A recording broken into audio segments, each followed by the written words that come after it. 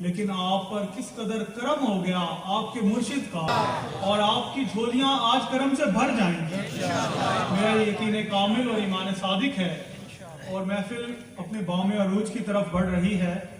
اور بہت دعائیہ کلمات اور دعا کی طرف بڑھ رہی ہے، اور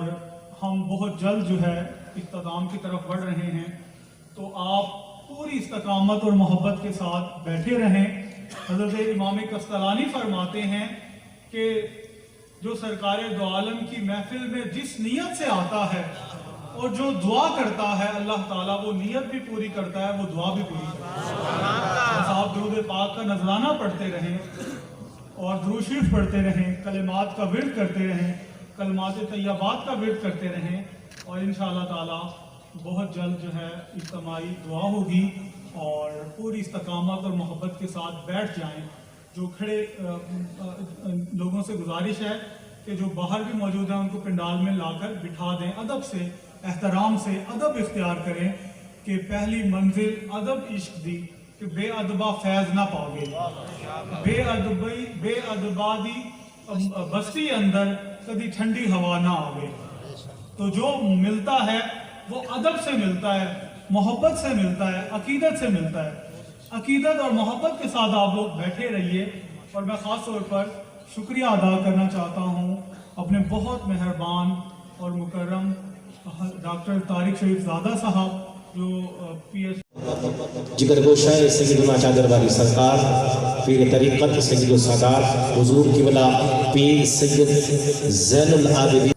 حضرات گرامی، میں اپنی جانب سے، آستانہ عالیہ کی جانب سے، درگاہ عالیہ کی جانب سے جتنے معزز شرکائے میلاد النبی کانفرنس ہیں، جتنے مریدین، معتقدین اور محبین تشریف لائے ہیں، بلکہ یوں کہہ لوں کہ بلائے گئے ہیں، میں تمام کو صمیم کرام شہزادہ حضور چادر والی سرکار جان شامی حضرت قبلہ پیر سید زین العابدین شاہ صاحب لوگوں کے قلوب کو عشق رسالت مآب سے روشن اور منور کیا۔ تقریب میں اور اس موقع پہ منعقدہ میلاد النبی کانفرنس میں آج ہم سب حاضر ہوئے ہیں، اور اپنے مقدر ہے حبیب اللہ دنیا تے آیا کوئی والدہ، دنیا تے آیا